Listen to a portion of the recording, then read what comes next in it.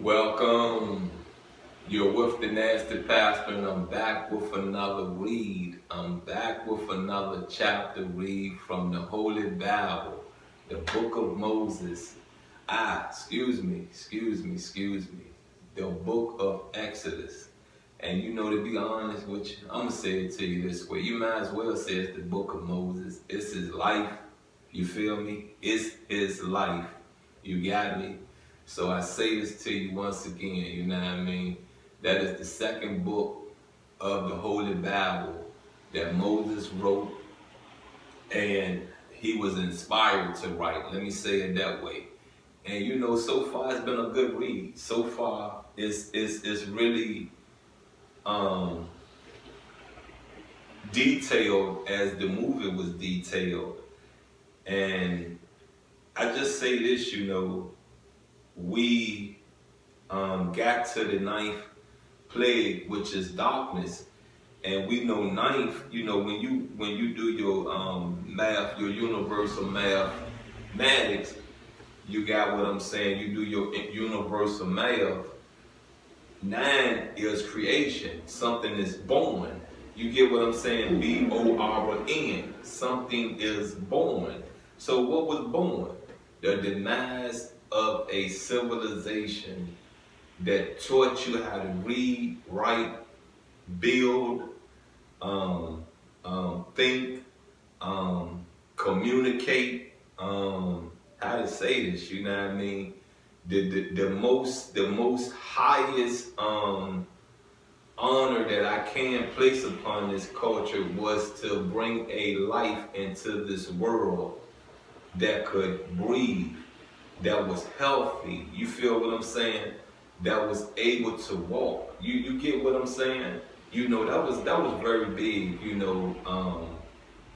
coming out of our culture. We're responsible for that. You know what I mean? So if we are hated, come on now, you need to look at your baby and you need to thank our culture for being that brilliant, that intelligent to bring a life into this world without any harm. You get it? Without any harm. Look, let's get into Exodus chapter 11. Let's try to get some food for our soul, you know what I mean? Some food, some understanding, and just maybe one day a lot of this racism, a lot of this back and forth with the other culture, with any culture, will stop, and we will start congratulating each other for the gifts our demiurge has given us, because each culture holds a major key to our life, to our existence. So maybe one day, we will recognize that, some, thank you, thank you Asians for showing us how to eat, showing us what rice really does to the body, how disciplined y'all are. You feel what I'm saying? Thank you to the Arabics. They are very disciplined. They are very rational thinkers, to a certain point also. You feel what I'm saying? They have some rational thinking in them also. Their culture is not all evil to the eyes of people that has been oppressed by Muslims. You feel what I'm saying? Oppressed by Muslims. So I say this to you again, every culture holds a major key to life. And, let's give some thanks to them. Forget the fact that we may not get thanks in return. Put your good deeds in motion. You feel what I'm saying? Put your good deeds in motion. Let's get into chapter 11.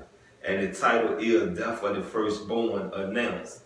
And the Lord said to Moses, I will bring one more plague on Pharaoh and on Egypt. Now this was the, one more plague. So really this is the 10th plague. You feel what I'm saying? But this the one that, like I said, the start of the demise of our creation. Because why? If we can't reproduce, what that mean? If we cannot reproduce and we cannot make healthy soldiers, you get what I'm saying? Healthy soldiers, healthy women to bring life into this world, what have we done? What have we done? We basically have killed off our race, right? That's the start of killing off our race. Afterward, he will let you go from here. When he lets you go, he will surely drive you out of here altogether. Speak now in the hearing of the people, and let every man ask from his neighbor and every woman from her neighbor articles of silver and articles of gold. And the Lord gave the people favor in the sight of the Egyptians, moreover the man. Moses was very great in the land of Egypt, in the sight of Pharaoh's servants, and the sight of the people. Then Moses said, Thus says the Lord, about midnight I will go out into the midst of Egypt, and all the firstborn in the land of Egypt shall die, from the firstborn of Pharaoh, who sits on his throne, even to the firstborn of the female servant who is behind the handmill, and all the firstborn of the animals. Come on. Cutting off our food supply, our food supply also, right? Cutting off our way of moving heavy structures, heavy bricks, you know what I mean? Come on now. Crushing us, all because of what? Crushing, all because of what? Some people, some slaves, you know what I mean? Come on now, get them, man. Look, I'm gonna say this to you, Some of us have people in our homes right now we don't want in our homes. You feel what I'm saying? And your home is being daily demised.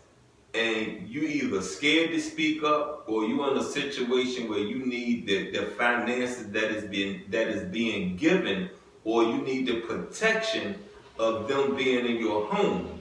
I think it's time for you to rely on whom you pray to. Because whom you pray to is not going to take nothing from you. Whom you pray to is going to add on to what you have. You feel what I'm saying? So, look, speak up. You got what I'm saying? You get it? Everything I'm saying to you and the way that I process life is this right here. You could explain something to me on a big scale. I mean a big scale. But I'm going to break it down to the most smallest form in my life to see if it can work there. Because it might not work for me on a big scale. My issue may be a small issue. You feel what I'm saying? Let's get back into this. Then there should be a great cry throughout all the land of Egypt, such as was not like it before, nor shall be like it again. But against none of the children of Israel shall a dog move his tongue against man or beast, that you may know that the Lord does make a difference between the Egyptians and Israel. And all these your servants shall come down to me and bow down to me, saying, Get out. And all the people who follow you, after that I will go out. Then he went out from Pharaoh in great anger. But the Lord said to Moses, Pharaoh will not heed you, so that my wonders may be multiplied in the land of Egypt. So Moses and Aaron did all these wonders before Pharaoh, and the Lord hardened Pharaoh's heart, and he did not let the children of Israel go out of his land. That's the end of chapter 11. And, once again, as I said, you know what I mean? Listen. Figure where you need to put actions into things, Life is big. Life is small. Life is what you make it. You get it? What you make it. And it's time to own up to the decisions you make, whether they're bad or good. Everybody loves the fact that they done thought about something good, and when it go through, yippee-ki-yay, yippee-ki-yo. But when it don't come through, you sitting there in pure misery because you have not thought it out quick. Now, who are you mad at? You feel what I'm saying? You should be mad at yourself because the same amount of time you put into that issue that you were successful in, then you may need to double your time or triple your time in that other issue that you're having problems with. You get it? Ain't nothing wrong with putting something down that you cannot find a solution to right now. There's nothing wrong, but you do need to revisit it, clear it out. You feel what I'm saying? Clear it out. I say this to you, you know what I mean? Once again, you've been with the Nasty Pastor. There's been another chapter read from out of Exodus. And you know, I can't say it no more. You got what I'm saying? I love you, and I'm out.